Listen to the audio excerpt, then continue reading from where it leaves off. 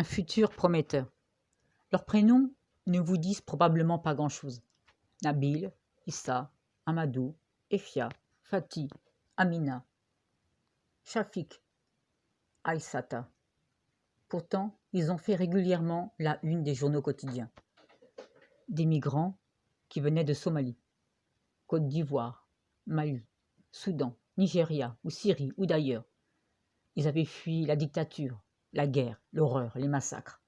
Certains ciblés pour leur religion, chrétiens. Ils avaient laissé leurs parents, quitté leur patrie. Ils avaient parcouru des milliers et des milliers de kilomètres, tenaillés par la faim, la soif, la chaleur et la pluie. Couchés à même le sol, des nuits et des nuits entières.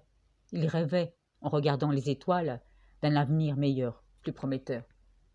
L'espoir leur redonnait du courage pour avancer, marcher, encore marcher, ne surtout pas regarder en arrière, éviter de songer à ceux qu'on a laissés derrière soi.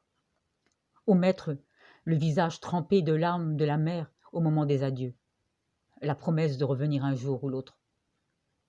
Affaiblis, écrasés par la fatigue, quelques victuailles leur restent encore en quantité limitée dans leur sac à dos. Au détroit de Gibraltar, un bateau attendait, mais ils le voyaient beaucoup plus grand. Un bateau pneumatique prévu pour 18 personnes. Ils étaient plus de 50 à attendre la traversée. Les passeurs leur demandaient 400 $ chacun. Ils les obligeaient à monter, sinon ils prenaient leurs armes et tiraient.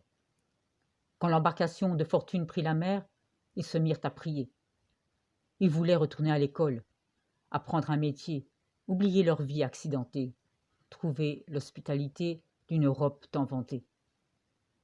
Ils ont fini par être repérés. Des missions de secours ont été dépêchées. Mais malheureusement, on a déploré peu de survivants, 23 exactement, hébétés et transis de froid. Tous les autres se sont noyés en voulant trouver la liberté. On a repêché leurs corps, mais dans les abysses, leurs rêves ont été engloutis à jamais. Un immense merci à SOS Méditerranée pour sa profonde humanité.